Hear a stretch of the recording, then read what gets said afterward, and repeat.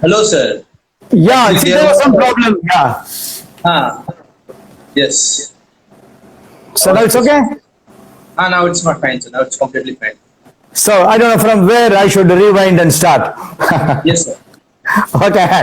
I think I was talking to you about the options, legal options, and that you asked me. Actually, sir, Yeah. probably environment is not allowing to do this program, sir, because somewhere something is Yeah, going yeah. on with the So environment. yeah. So in our orchestra, okay, it is not the mistake of anyone, but somewhere it has gone. So, Yes, anyway, that's all. We are back into business.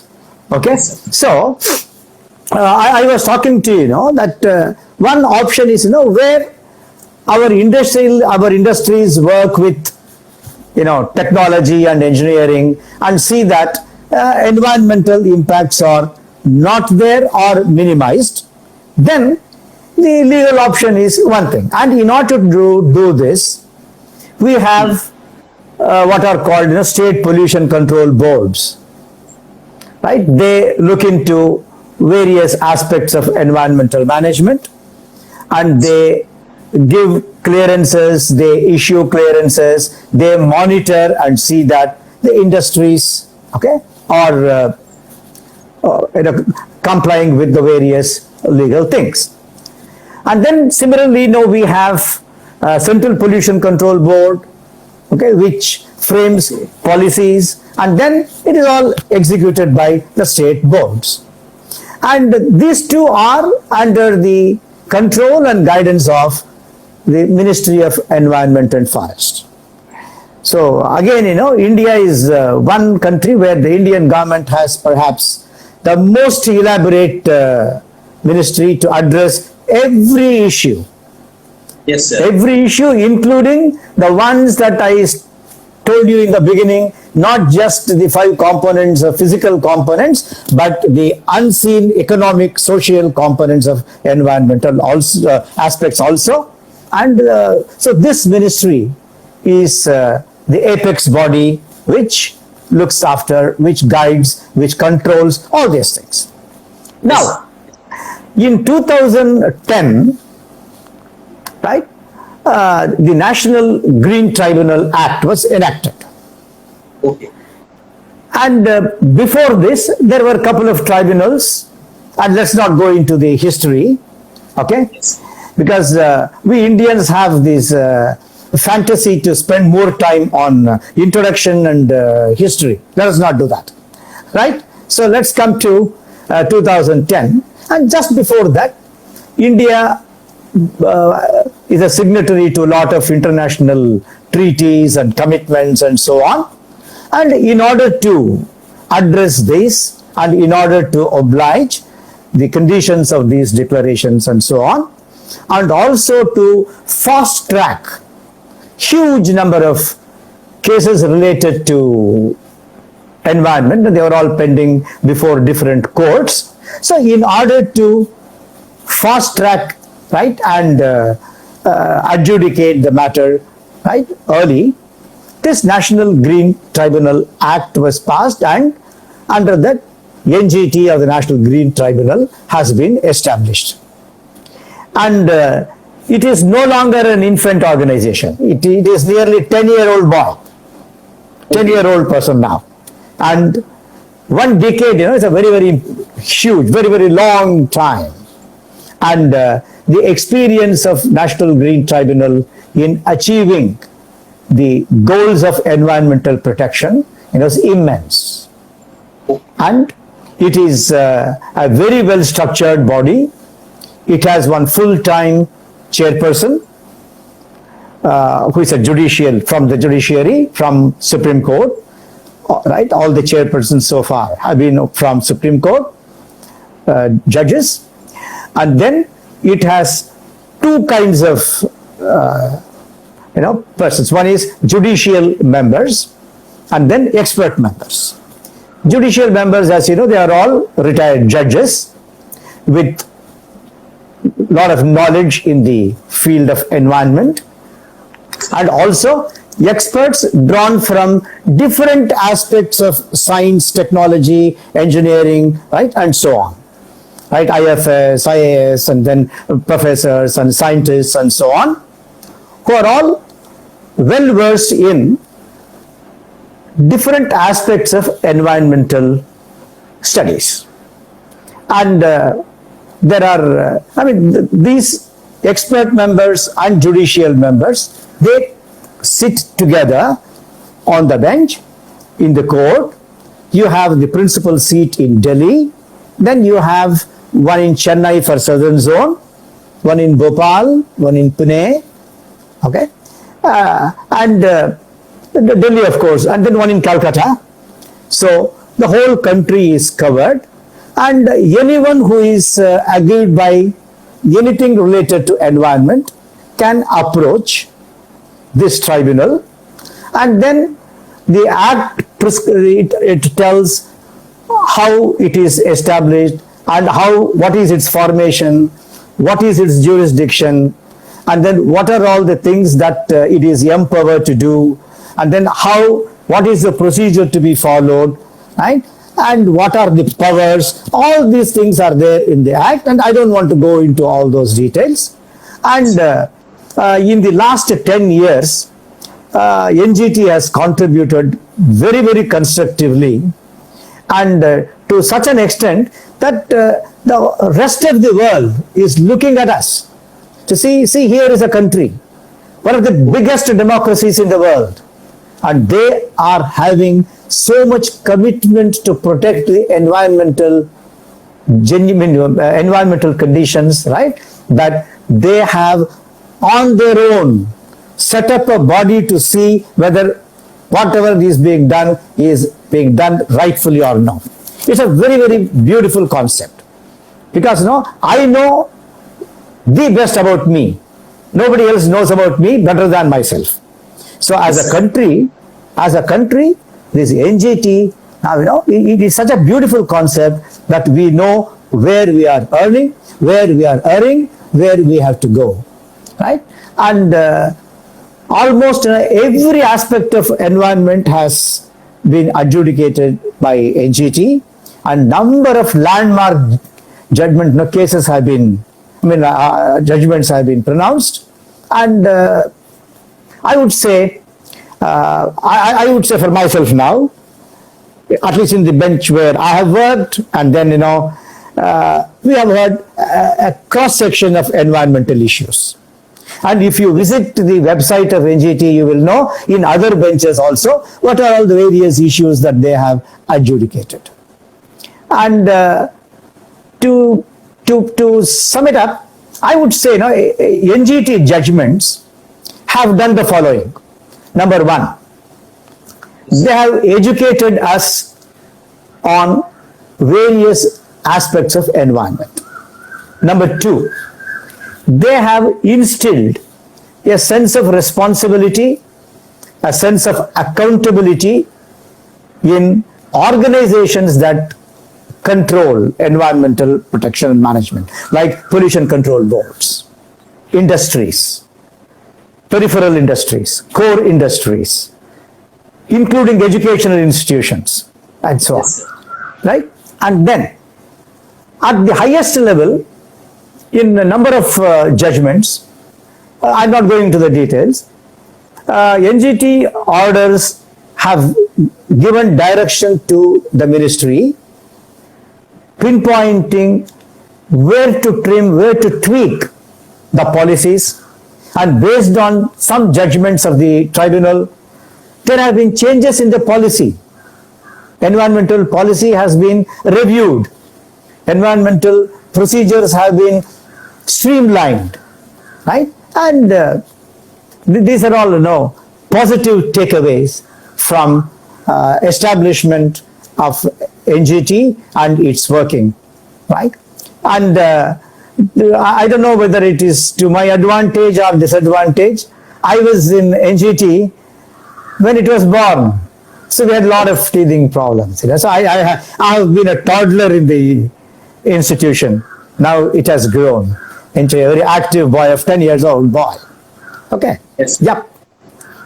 So, sir, very nice information about NGT, sir. And moving further, I would like to say that the judgment that NGT has done have more impact on society and the companies and all the things happening around. So, sir, when I was researching about NGT, and I found that you had done the lots of judgment in southern bench of the NGT, like acquiring Karnataka, Kerala, Tamil Nadu, Andhra Pradesh, as well as the Lakshadweep Islands.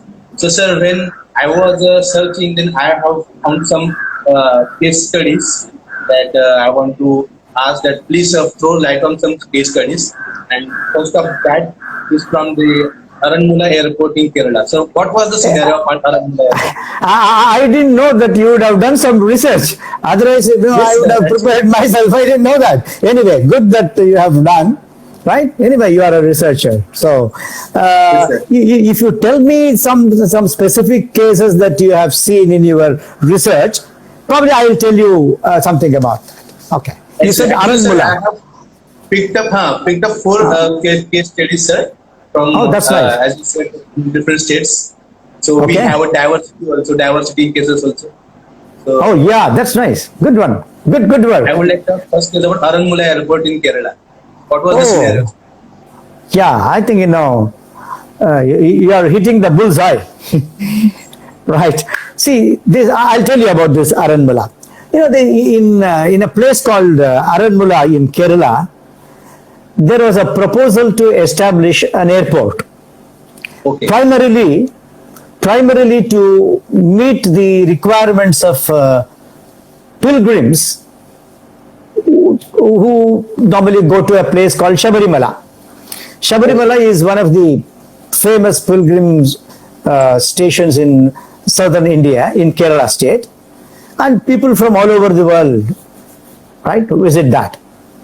And to give connectivity and make the pilgrimage fast and swift, this proposal was there. And the environmental clearance given to this project was the subject matter of adjudication. And the southern bench, I was part of this bench, we set aside the environmental clearance. We said this project shall not, right, come in that place for various reasons. And I would say, in this particular case, the contribution of NGT was, we evaluated and highlighted the eco-economic and social implications caused by the proposed project. Yes, sir. And especially, we addressed the issues related to agriculture and this project, wetland degradation and this project, and then also how some social practices and religious beliefs, right, came in the way of this, because there was another temple near that project site which would have been affected, a very old 1500-year-old temple. Okay. And we also saw lot of I don't know what I should say, mistakes, deliberate or otherwise, and let us not get into the details. So the tribunal was convinced that from environmental point of view, this project should not come there, and we set aside the environmental clearance. Then our order was taken to Supreme Court on appeal, and Supreme Court also rejected that. So this is about the airport case in Aranmula. Okay. Sir, And another thing I want to tell you, Yes, sir. see, one of the players in the orchestra of environmental protection is people who do environmental impact assessment. And there are certain norms as to who can do environmental assessment and how it has to be done.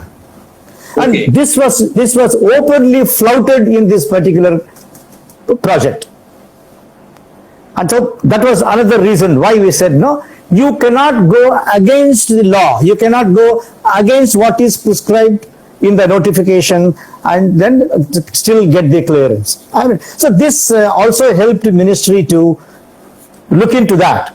Okay? Yes, sir. And they have made it more, they have streamlined it now, right? Like only accredited person should do EIA, and all Tom, Dick and Harry cannot do EIA, and so on. I mean, this has had both implications on economics, ecology, and also procedural aspects of the whole business of environmental protection.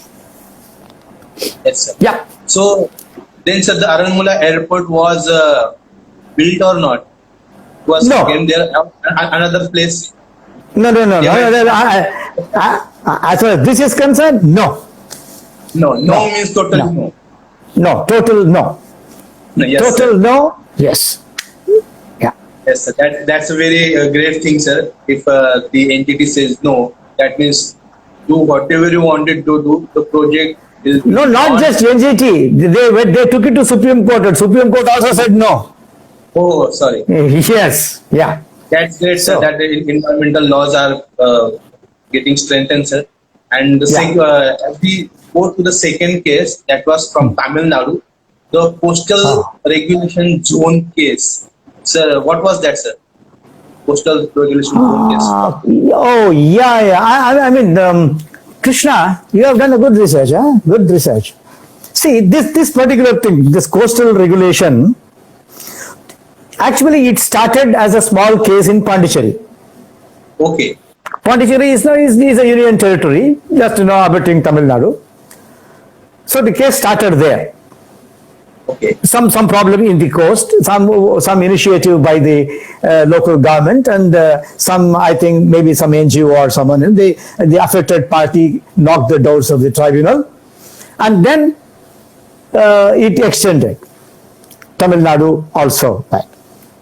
And one major breakthrough or one major contribution by the National Green Tribunal in this particular case is, we say Gujarat coast, Maharashtra coast, Andhra coast, Tamil Nadu coast. But Yes, sir. coast does not know that it is Andhra coast. Okay. It is a continuous coast. You Yeah. call it Andhra, you call it Kerala, you call it Maharashtra, you call it Tamil Nadu. Yes, But sir. since it is a continuous geographical structure, Yes. the southern bench took a stand that you should not restrict only to small coastline of Pondicherry and do all these things. The entire coastal region should be considered as a single ecosystem, Yes, sir. because what you do in Tamil Nadu will affect Andhra. What you do in Andhra may affect Orissa. What you do in Orissa may affect Bengal. So, since the coast, the various classification, the various names given to different stretch is for geographical and administrative reasons, coast does not know that it is different. So, it is a continuous ecosystem. So, in this case, we said that the whole thing should be considered as a single coast, and then the entire country has to have one common approach to maintain the coastal zone. And then a lot of water has flown after the adjudication of this, and now we have a lot of changes coming in the laws relating to this coastal zone, and they are all for good. They are all for good. Right? Even the latest amendment is 2019, last year also. So that means now our contribution is to see the ecosystem in its entirety. Do not fragment. Yes, So sir. it is fragmented for other administrative convenience. Do not fragment to understand environment in its entirety. So that was right, our contribution in this case. Yeah. That was great, sir. That was really very great. And we have just met the lines on the land, pieces of land, and we are that is my territory, that is your territory. But actually, Yeah. for nature, there is no territory. Yes. Nature considers the whole earth as a one. Whole Yes. earth as a one. There is whole ecosystem. So Yes. that was really great work, sir. And as I'm moving to the next case study, it was from Karnataka. How many more case studies you have? You seem Sir, to I have spent all of it. just Oh, two four. more, sir. Okay. Just two Okay, more. fine. Oh yeah, Just fine, two fine, more. fine. Oh yeah, fine. Yeah, tell So me. the next was Amrit Mahal cover case in Karnataka. Amrit Mahal. Oh yeah, I remember that. See, this case, I would say, now that I'm not in NGT and I'm seeing it as a common citizen, and look at this particular case. This Amrit Mahal Kaval is about a grassland ecosystem in Karnataka. Okay. It's a grassland ecosystem, and the livelihood of a lot of local people, okay, depends on this grassland. And if I memory serves me right,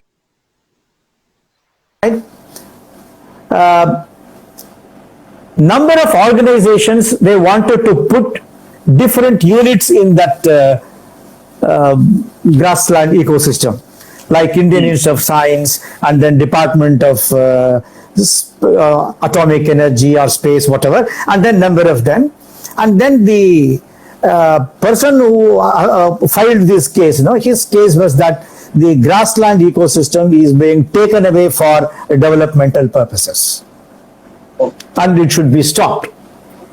And it was a very interesting case where the tribunal felt that there is a need to go and study this at depth, and it appointed a committee having two experts in the field of ecology and environment, and they studied the whole thing, and then they submitted a report to the tribunal.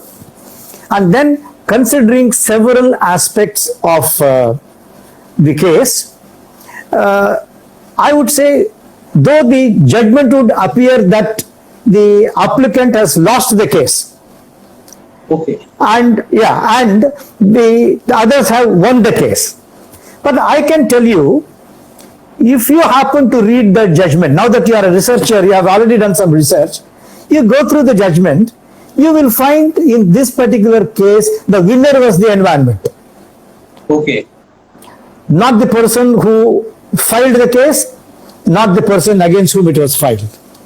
The victory was for the environment because both the parties got something. Out of n number of points and requests made by the applicant, some were written in the judgment that these things you should do. The judgment gave directions to the government to protect the grassland, and at the same time, on other grounds, whatever activities they were suggested or proposed there, they were allowed to continue with well-defined safeguards. So that way, it was partial victory to the applicant, partial victory to the others, and greater victory to the ecosystem. So I would say it was this particular in my 68 years of life, one assignment that I have done where a lot of balancing act of ground truth, reports, developmental aspect, social aspect, all these things were balanced, and then it is a demonstration that this kind of balance is possible. All that we need is human intent to do it. If you want to do it, you will do it. That's the thing about this. I mean, this is what I remember. It's a long time ago, right? Yes, And sir, yes, sir. I'm not writing any examination. Otherwise, I would have studied the judgment last night. I haven't. Okay. It was really great, sir. And you just said that victory was of environment, neither of applicant and nor of yours. That was great, sir. And moving to our last case study, and this was title was destruction of forest ecosystem in Andhra Pradesh. So, what was that case, sir? And how NGT? What was the role of NGT? Oh yeah, I think you are referring to uh, construction of a cricket stadium, Yeah. if I remember right. Is that the one that you are talking about? Yeah. That's the one. That's the one. Yeah, pretty interesting one. Pretty interesting case. You know, you must be, you know, Balaji temple in Tirupati. In India, everyone knows about Balaji. Okay, yeah, richest man in the country. Not Yes. Ambani's. Balaji is the richest. Okay, and this temple, Tirumala Tirupati Devasthanam, for TTD, they have huge property, and several years ago, temple authorities gave part of their land to establish Venkateshwara University. Okay. And now it is one of the leading universities of the state, and a lot of scholars and lot of eminent personalities have come out of that university, right? Yes. After all, it is blessed by Balaji, right? And this university, they subleased a part of the land for other purposes. Okay. And one such initiative was, they gave a piece of land to an association. If I remember, it is Andhra Cricket Association. I don't remember, some organization they gave, and that organization wanted to construct an international level cricket stadium. Okay.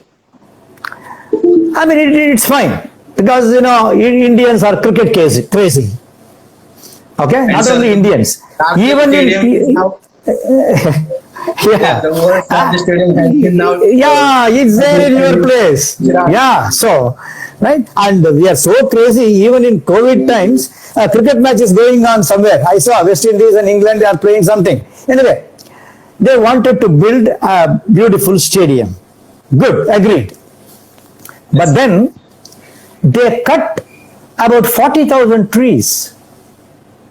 They cleared that forest land with 40,000 trees were cut without taking any permission from any authority. Okay. Cutting the tree is not crime.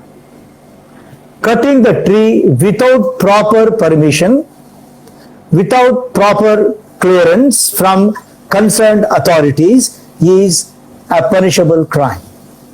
And some not You a should single. not the, you know, see, even if you, yeah, see, even if you have only one single sandalwood tree in your house, you cannot cut one twig without the permission from the authorities. And the case was that this organization has cut 40,000 trees, and so it should be stopped. So we stayed that first, and then we adjudicated the matter, and it was true that without taking permission from the forest department, they had cut the trees, and then a lot of other things happened, and then arguments were there for, against, that, this, all the procedures, court procedures, and then finally we said, you have to plant 2 lakh trees. Okay, and then we said you have to pay a fine, and I don't remember how much we fined, I don't remember.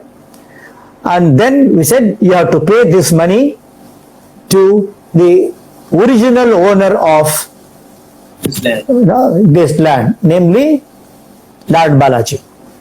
Balaji. So we said, yeah, you have to give that money to the temple and show us the challan that you have paid. Right? And so here, this is one case where, when whoever be the organization, when they flouted the law of the land, they were punished, right? And subsequently, other things, whatever had to take, it took a legal course. So this is probably you are talking about that case, and so here also NGT has saved, right? I mean, whatever is cut is cut, and in fact, no, we asked the Andhra Forest Department to give us a report on, in terms of money, how much of money is lost because of this. And there are certain methods of doing this, and then they arrived at some figure, and then they came to the court and said, this is the total loss. Based on that, we fixed the fine amount, and then we fight them. Sir, there is a comment we are having. So eventually the stadium was built or not? One of our audience is asking. Yes. I am as ignorant as Stuti Shah. Yeah. Stuti Shah. I'm as ignorant as her. I don't know what has happened. Okay. I really don't know what happened after that. I don't know whether the stadium is. I'm sorry.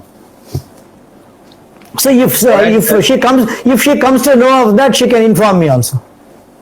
Okay. Yeah. I'll tell her to inform you. Oh, sure, why not? Yeah. Okay. So, sir, we friends, we have the 4 case study from 4 different states, from Andhra Pradesh, Karnataka, Kerala, and Tamil Nadu. And so, the role of DGN in these cases.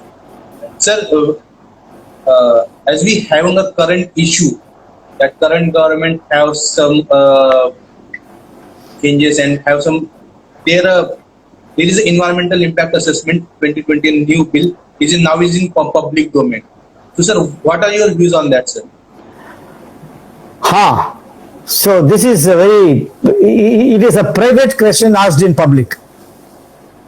Okay. Now the draft is in public domain. Yes, sir. And every citizen of this country has right to express his or her opinion, suggestions, modifications, and so on, based on their experience and their views. And then there is some time given, normally 60 days I think they have given. And since it is in public domain and I have my own views on that, I would rather inform that in the appropriate forum, and it is not right to discuss it here. And then this draft is there, and normally, after many organizations and individuals, they will give their opinion, and then government will consider all that, and then if required, a parliamentary committee will be formed.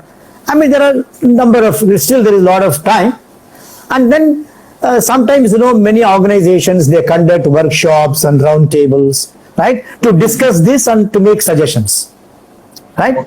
And since I am connected with a couple of these organizations which are conducting that kind of roundtable thinking to what is it that we should suggest, it is not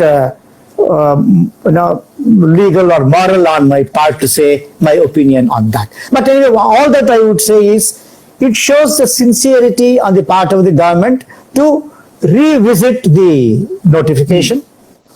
And as we move, we should take all these things along with us. And then here is a wonderful opportunity for us to say how we should approach the problem and what were all our bad experiences and then how to offset them, right? And so as a procedure or as an initiative, I would say it is a wonderful initiative to review and revisit the whole thing, right? We should congratulate the government of India for that, and then whatever opinion people have, they should express it. And I have answered the question, but I have not answered the question. I cannot tell what my opinion is. Okay.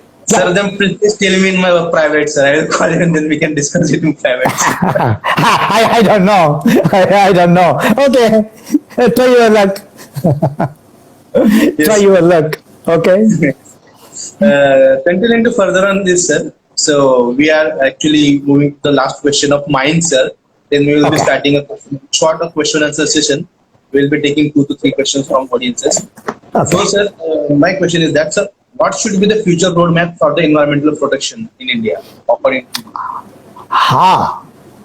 you? Nice. Very good question. So you are indirectly asking me to answer your previous question.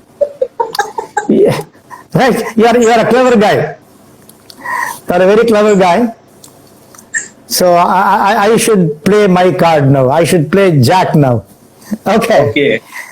Now, environmental protection map is a bigger map. Okay. A smaller map that would make a bigger map is environmental impact assessment map. So whatever is in public domain now, so whatever input the general public in India gives, when that is incorporated, that would be the engine for the whole train. Yes, sir. So that will move, okay, the whole agenda. So I would say that now development and environment and how the whole world looks at it has changed, as I said, in the last 20 years. And a concept called sustainable development, okay, it is a roadside jargon now. Everybody uses these two words, sustainable and development. Yes, sir. Right? And but at very high levels of planning, okay, be it United Nations, be it World Bank, be it ADB, be it different governments, at that level also we talk. And then you have what are known as sustainable development goals and so on. And then lot of multilateral, multi-dimensional, multinational declarations and meetings and conferences, right, have been taking place. And I think we should lay our roadmap to be in tune with all this, keeping in mind the development of our country, Yes. without compromising the economic development of the country, because our country has a huge chunk of youngsters like you. And if I have to concentrate and think on your future, I should create an opportunity for you to grow tomorrow. Yes, sir. And see that your children also, right, are served. So keeping this futuristic economic development and social justice in mind, and keeping at the same time the limited resources that we have, we should lay the environmental protection, environmental development map of India. We have learned lot of lessons, and then we have lot of options, right?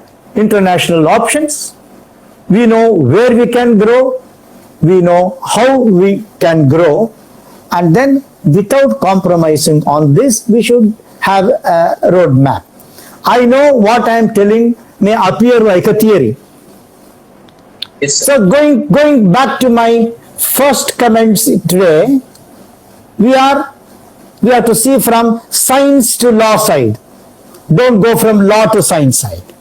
Okay? Yes. So while laying this roadmap, understand where we are, that is the principles, what we can design, that's the engineering, how we are going to convert this into technology for developing Krishna and millions of youth like Krishna, and develop our country and make it number one. And all this with perfect managerial skill under the supervision of judiciary, under the Yes. monitoring of legal eyes, without flouting the laws of the nation. Use proper management techniques while laying the roadmap. When we do that, when we walk on the road, you can be sure there will be no potholes. Yes, sir. If you don't do it, potholes will develop, and putting patch on the road, right, will not answer the questions. This is our experience of the past. Yeah. Sir. That was great, sir. and I think these the teaching and lessons that you have taught us will be with us forever, and the young generation will think in that mind that we are not supposed to go from law to science. We are supposed to go from science to law, and we Yeah, have to engineer the things. We have to make the things in such a manner that we can have the things in right way, so that we won't be get stuck in the issues and that the challenges and the hazard that we yep, are facing right now. yeah. So, for as we have a question from Stuti, that isn't it? Let me read it for you. So, isn't it difficult to balance environmental protection with the continued development of the country? What should be the priority? Too difficult, yes. Last night I thought it's going to be very difficult to talk with Krishna because I don't know anything about Instagram. Yes, We sir. have spent nearly 1 hour and 20 minutes. So it's possible. It is difficult, no doubt about that at all. But we should know how to get over difficulties. Right? That is why when there is difficulty, see if you can solve these problems and get over difficulty with science, with engineering, with technology, with management, and with law. See where Yes, sir. your solution lies. So Yes. which player in the orchestra can give that kind of a spark to get applaud from the audience? See there and then do it. It's possible. It is not Yes. impossible. It is difficult. Yes, sir. Actually, sir, there is a nice answer, sir, and there is one another question, sir, from Shirish uh, Kanda. I'm unable to pronounce his name, but they ask that, sir, can you please share some thoughts on why it is imperative that recovery from COVID needs to have environmental protection inbuilt in the strategy? They Did want to you, have the need of environmental protection from recovery of COVID. I mean, I have not understood the question properly. You Yes, sir. please, yeah. Sir, they want your thought on the recovery from COVID needs to have environmental protection inbuilt in the strategy. That means government should be build strategy on environmental protection so that the hazards like COVID and another. So we have COVID in 2020.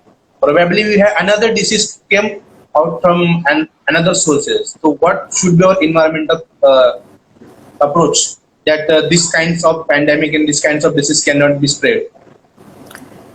See, to answer this question, we should have established a relationship between COVID and environment, which we have Yes. not. So, in the absence of that, trying to answer this question, you know, it is not possible. Because if you know, for example, because of industrial pollution, Ganges water is polluted, you can stop, you can regulate, you can minimize. But nobody Yes. knows, right, the causal relationship between coronavirus and environment. That has not been established. But what we can do at best is whatever is happening to the environment during COVID times, like you said, disposables being used, plastics making their appearance, and so on, these are the places where some steps can be taken. But Yes, sir. otherwise, at the other levels, unless we establish a causal relationship between these two, I don't know whether it would be possible to comment on this now. All right, sir. So, sir, actually, I had a thought about this when the gentleman asked a question. So that you told that we have not established a relationship between coronavirus and environment. So, is it that we are considering coronavirus as our enemy? But instead of considering it as our enemy, we should learn to live with him like a mutual relationship that we took symbiosis among that. So if we accept that yes, yeah, Corona, you are my friend, please live with me, but don't kill me. So is this some kind of relation is possible? No, I think you should. I will have a webinar. You answer this question. I will organize one webinar. You answer this question.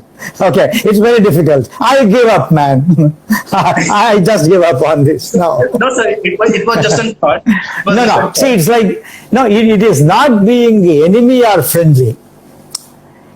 It is a system which can enter into a living, system, right? And that's why, I read somewhere, it is a half living entity. I do not know whether it is half or whatever, right? You are a botanist, you are a research student, you should teach me. Anyway, whether it is half entity or X% entity, when it enters into another living system, it makes havoc. But from that is its lifestyle, that is its life. It goes through Yes. that. Okay, and to call it friendly or to call it enemy, it all depends. Now, if somebody is going to kill me and I know that I am going to die, and I would not shake hands with that anyway. Okay, Yes, sir. so I would do whatever I can to see that me, my family, my society, my world, all human beings, and if other animals and plants are affected, they are also protected by this. That's all. It's not the question of treating somebody like enemy or so. I mean, even among human beings, there are people who are like virus, so you can't do anything about that. Okay. Yes, sir. And after Yeah. it is a race of the quest of the survival of fittest. If we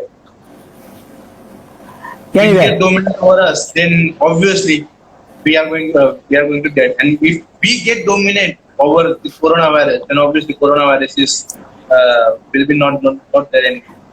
anyway, So- let's. I would say the battle has begun. It has not come to an end. Let's see who wins. We do not know Yes. whether we are going to Yes. win. Corona is going to win, right? Sir, Time will yes. tell. Actually, sir, you must have. You can see the Nagendra sir. Sundarajan sir has commented, and he is saying that he has a proud of you, sir. Sundarajan sir have proud of you, sir. Oh, he's my teacher. Now, you mean Dr. Sudaraj? He's my well-wisher. He is my teacher, right? And who has taught me not just botany, but he has taught me a lot of values in life. So I know I paid my respects to him, right, through this Yes, sir. platform. Yeah. Yes, sir. So we have reached to the end of the talk, sir. I think we have Yeah. talking since 1.5 hours. Sir. So Yeah. I think it's time for a vote of thanks, sir. And Ah. I would like to thank. But sir, I want to know, sir, before we start the vote of thanks, sir, please. I want, actually, sir, I want to tell you, please, what is your message to our young generation, sir? In just brief, sir, what do you want to tell to our viewers and our audiences? Ha. You are making me to become a politician, huh? No. Okay, anyway, I will give a message for youngsters, he said. Develop a sense of belongingness to your environment. Right? So, Yes, sir. I mean, anything that belongs to you, your pen, your purse, your mobile, right? Your gadi, your car, you will look after that. So, like that, no? You say, this environment is mine. Then, if all of us consider environment as our own, then we will protect our environment with least intervention from other fields. If it is not, then science has to interfere, engineering has to interfere, technology has to interfere, management has to interfere, and finally law has to interfere and danda. Right? So this is my message. So let's make environment our own property. Then Yes. environment will be safe. If environment is safe, we are safe. Dharmo rakshati rakshata. If you protect Yes. dharma, dharma will protect you. You protect the environment, environment will protect you. That's my message. Yes, spot on.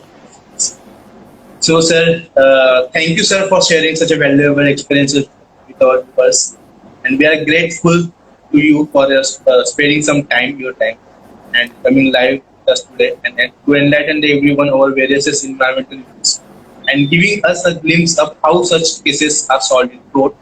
And obviously, we have talked about the orchestra of science, engineering, technology, and law, and that was superb combination, superb value chain, sir. And we are we are really very thankful to you, sir. And I'm also very thankful to our viewers who tune in every Sunday, eagerly waiting for the new things to be learned and new experiences to be gained. And such a success of program. So the success of program can be attributed to the various people, organizations that are behind it. So, in my vote of thanks, I would like to thank the Waghai Botanical Garden, which is situated in Dang district of Gujarat, South Gujarat, and Mr. Dinesh Rabari, who is the TCF of South Dang Forest Division, and also the garden superintendent, and with our most beloved Dr. Padmanabhi Nagar, and I would like to thank them all. And although I am the face of this program, but the entire team that efforts, both the making the show successful, that like making questionnaire, posters, quizzes, then videos, and lot more. The team members go about their daily work, so they have their daily work there, and they have their exams also. So they, apart from their daily work, they additionally do volunteer in Botany Fest, and they also work for it. So I would like to thank Mr. Joel Arya, Ms. Kathy Agrawal, and Vivek Chauhan for such a continuous effort in making our program success. Sir, there are a group of green entrepreneurs that you have said to us that the youngsters should get together and they should be approached toward the environmental protection. So, sir, we have started a program called the Green Entrepreneurship Program, where we good. have the participation from all over the India. And, gradually, we are expanding, sir. We have participants from Rajasthan, Maharashtra, Gujarat. Now we will have from Karnataka, Kerala, Tamil Nadu, Andhra Pradesh, and we will covering entire country. So I would like to thank also the Green Entrepreneurs Group for their enthusiastic participation in Botany Fest and the activities we made. And the last and not the least, I would like to thank Ms. Tuti Shah for her immense support to this show, and especially from helping me out from the script. And there is a short message for everyone. So if you like the kind of work we are doing, then please follow our page for more activities, and also share this to your friends, teachers, students. And there are many games and many fun activities that we conduct every week, and please participate in them. Okay, so since we are talking about this game, let us make an important announcement. Sir, we have a game called Phyto Hunt. All right. So we will be giving a brief introduction to Phyto Hunt also. So we are conducting the Phyto Hunt for Karnataka. We have designed especially for Karnataka. Last month we did it for Maharashtra. So our research team is doing a vast work on that. So they study the cultural, economical, ecological, and then geographical aspect, historical aspects of that particular state. And we designed a game called Phyto Hunt. It is a botanic version of treasure hunt. So we will be having this treasure hunt this month. We will be soon declaring the date, and I would like to make this announcement. So, Sure. once again, thank you, sir, for coming here today, and thank Thank you to you. our viewers for continuous support. Now, Sure. So it's my turn to thank you and your team for making what it was today. Very great, very nice experience. New kind of learning for me, right? And Yes, sir. thank you very much. So I wish you all your entrepreneurship should grow. Thank you very much. My best wishes to all of you. yes, sir. Thank you, sir. Thank you. So Thank you. let's meet next Sunday. And Yeah. we always have something new and something crazy and something surprises for you. So please stay with us. Till then, stay home, stay safe. Jai Hind. Thank you, sir. Thank you. Thank you. Jai Hind.